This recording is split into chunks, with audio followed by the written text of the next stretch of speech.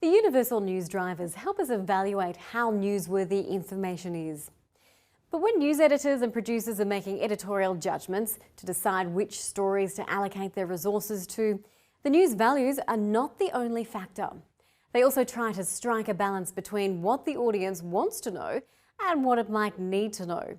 The target audience is a big factor in editorial decisions as well. We can see this clearly from the design and presentation of the news.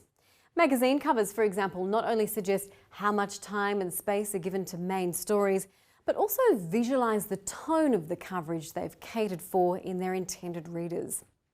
On the internet, the audience's roles are even bigger.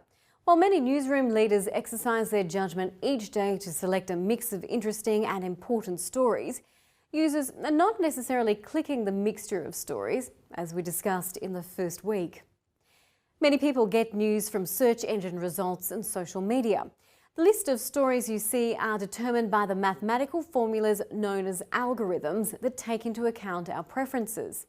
The keywords we use when searching for information, the headlines we're inclined to click, the pictures we tend to share, they all feed the algorithms that deliver your daily dosage of news stories. So, like good news editors, digital citizens also need to understand the newsworthiness of the information we encounter, with a great sense of what is important and interesting, not only for ourselves, but also for our family, friends, and the overall public. Now let's do a little exercise to train ourselves. First, I'd like you to download the PDF document titled Editorial Judgment, attached to the video on this page. In that document, there are 6 news items. After you read the description of each item, you'll need to decide how important and interesting each news story is, not only for yourself, but also for the public. On this document, you also see the X and Y axis, just as you see them on the screen. You'll place each news item on this chart. For example, if you think the first story is very interesting, let's give that 10 on the X axis. And relatively important, let's say 6 on the Y-axis. Then you put story 1 in here. If the second story is not interesting but very important in your view, then it would be placed around here. The third one is neither interesting nor important, so it should be placed somewhere around here. I believe you understand what you need to do.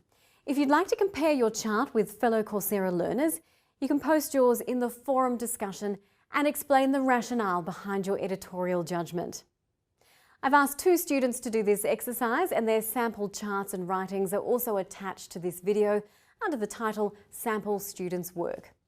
Although each one of us, including someone working as a professional journalist, has a different set of interests and preferences, we can't simply click only the things that catch our eyes.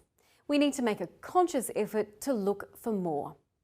We could learn a lot about our world and society by looking at those stories that other people deem important and interesting. When we do so, we're less likely to miss out on critical issues and interesting facts that are actually influencing our lives.